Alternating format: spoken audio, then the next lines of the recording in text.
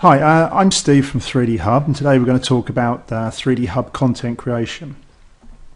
The first thing we'll discuss is what 3D-Hub is. It's a portal, an online portal, very similar to iTunes. Whereas iTunes, you'll be distributing music and films. What we distribute is 3D educational content. Now, it can be interactive content. It can be 3D videos, it could be 3D pictures, anything really to do with education and 3D media. Now, the features that we have on the website, apart from obviously the content, is compatible hardware.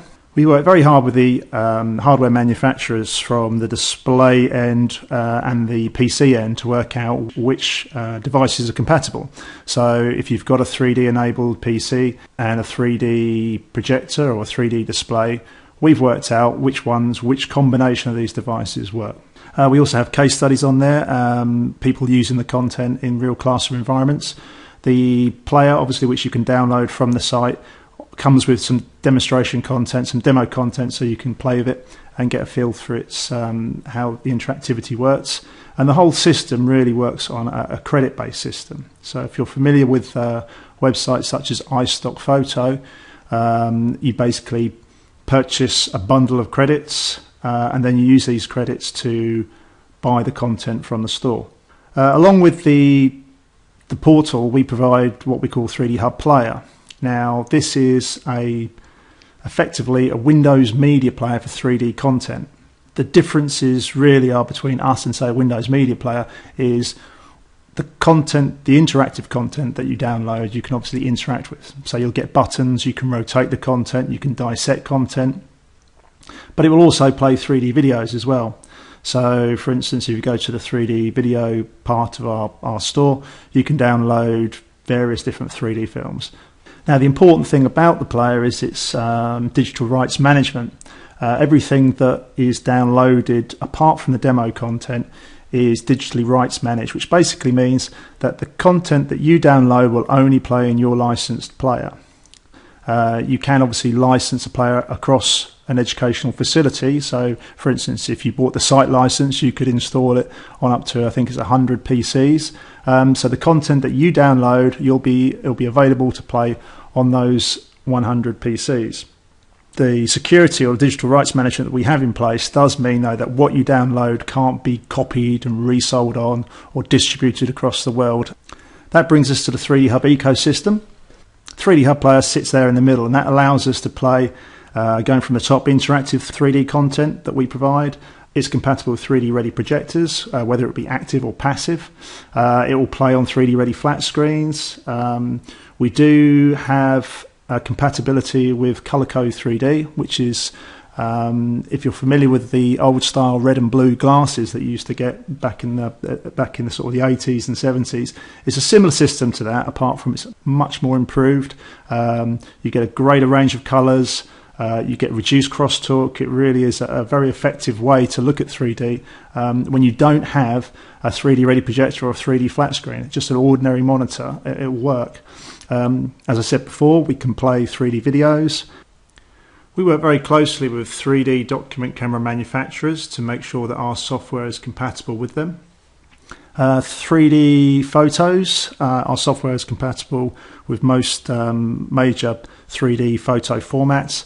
And you can obviously, apart from watching videos that we supply on the website, you can show your own videos, 3D videos, using the player as well. We just had a quick look at all the things that you can do with the player and the software. We're just going to quickly talk about the distribution model and how, once you've supplied the content, how you get the revenue from the end user pulled all the way through to yourselves. So the way this is done is we work on credits, which I mentioned earlier, which is the revenue that we use on the website, the media, which is the content that people download and that you supply, and obviously the revenue. So if we start from the beginning, say you're the content creator here, you supply the content to 3D-Hub. In the meantime, what 3D-Hub do, we have a reseller environment which distribute credits from the website to the end user, which will be the educational establishment. The education establishment can either buy these credits from the resellers or they can buy them directly on an online transaction from the 3D-Hub website. The good thing about the credits is that they can then redistribute the credits amongst the teachers. So effectively, say if you're an educational establishment and you buy 2,000 credits for use on the 3D-Hub website, you can then give each of the teachers, say, 500-600 credits each, which they can then use on the site and download content. So we put your content on the website for sale, and the teachers then obviously use these credits to download and purchase your content. And every time they do that, we log the transaction and obviously give you the relevant amount of revenue from the transaction. So that's how you basically make your money. You supply us the content, we put the content onto the website, the teachers download it, and obviously you get paid for how much they download. Typical 3D-Hub content is fivefold really. As I said before, you can play stereo 3D videos, you can open stereo 3D pictures, you can create simple stereo model assets, which I'll come to a little bit later, or you can go the whole hog, use the authoring SDK kit that we supply, and you can create interactive, fully functional models.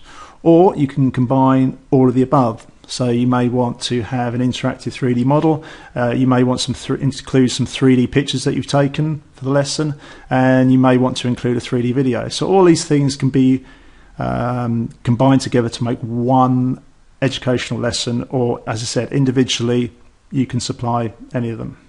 So stereo 3D videos, the video player has play, stop, pause and a scrub bar across the bottom. Very useful when you're giving a lesson, because obviously you can rewind and pause at a particular place, or you can scroll through to the bit that you deem suitable for the lesson. Obviously the 3D-Hub player can play encrypted videos such as the ones found on the website. Equally, it will play non-encrypted videos. So if you produce your own 3D video using your own 3D equipment, you can simply open the video using the player and use all the same play, stop, pause, scrub bar facilities that it has. The 3D formats that we support with our 3D video playing is very common 3D video files. There's the squash side-by-side one, or the over-under video file format. We do recommend that we supply the videos to the end user in a WMV format. 3D-Hub Player is a PC-only application, and if you've got a PC, we know that it will definitely play WMV because it's Windows Media Video. If we were to use some of the new fancier codecs, some of the MP4 codecs, there's a good chance that the end user's PC may not play it. And we recommend about 720p as an output format, purely because we don't know the end user's hardware specification. As far as editing your own stereo 3D videos, if you are an educational establishment, or even if you're sort of semi-professional, we'd probably suggest that you use the Pinnacle Studio software. It's fantastic value, and the stereo 3D toolset that actually comes with it is actually quite advanced. As far as stereo 3D pictures, we can open stereo 3D pictures directly into the 3D-Hub player. The supported formats, JPS, which is a stereo JPEG format, or an MPO file format. Now these file formats are quite indicative of cameras such as the Fuji or the Panasonic Lumix range. As far as the simple sort of model assets that you can bring into the 3D-Hub player, it has the ability to open what we call FXD files. These are the non-encrypted model format that you can create using our authoring process. An FZD file, this is the file format that is downloaded by the user at point of purchase. So if it's a 3D video, whether it be a combination of models, interactive assets, photographs, at point of purchase, what we do is we encrypt it into an FZD file, and that effectively means that only the player that's licensed to use that file will open it. Other assets that can be opened directly into the player are STL files. It's a simple model format which comes without textures, but it's something that virtually all 3D modeling software packages can output, and it's one of the output formats that children commonly use, which is Autodesk 123D, which is an online application produced by Autodesk, which supply Maya, 3D Studio Max, and it allows children or anyone really just to be able to produce 3D models and 3D assets either for their own use or for manufacture. But this will allow them also to see it in stereo 3D as well. OBJ files, they're pretty much universal across all 3D modeling software. The difference really between an OBJ file and an STL file is the fact that the OBJ file can include texture detail as well. It's also a exportable format, again from this free, easy to use Autodesk 123D range. One file format that we have instigated recently is an OFF file. Now this is a simple file format, but it's commonly used in engineering and medical analysis tools. So for instance, we have a customer that currently uses it for CT scans. So then you can take this this geometry data that's produced from the scan and open it directly in stereo 3D in the 3D-Hub player. Okay, if we go back to our list of typical 3D-Hub content, we're just going to quickly run through it again. The stereo 3D video, pretty self-explanatory. Obviously, that will play a stereo 3D video full screen and give the ability to use the play, stop, rewind and the scrub bar. Similarly, a stereo 3D picture is just viewing a stereo 3D picture. One thing that I will quickly demonstrate is the ability to open some of the 3D simple model assets. These are files such as the OBJ file or the STL file or the OFF file format, and just give you an idea of what you can expect when these items are opened in the player.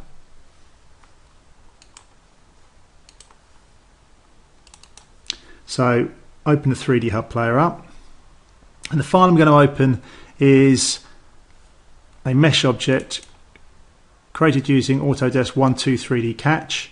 And this produces a 3D model from a series of two-dimensional photographs. And if I go into 2D mode here, because we haven't got a 3D monitor, you can see here that the model is rotatable, and if you use the additional interface at the side here, you can zoom in and out of the model, you can pan the model around in three-dimensional space, and if we were running a 3D monitor, you'd be able to move the model forwards and backwards in three-dimensional space too.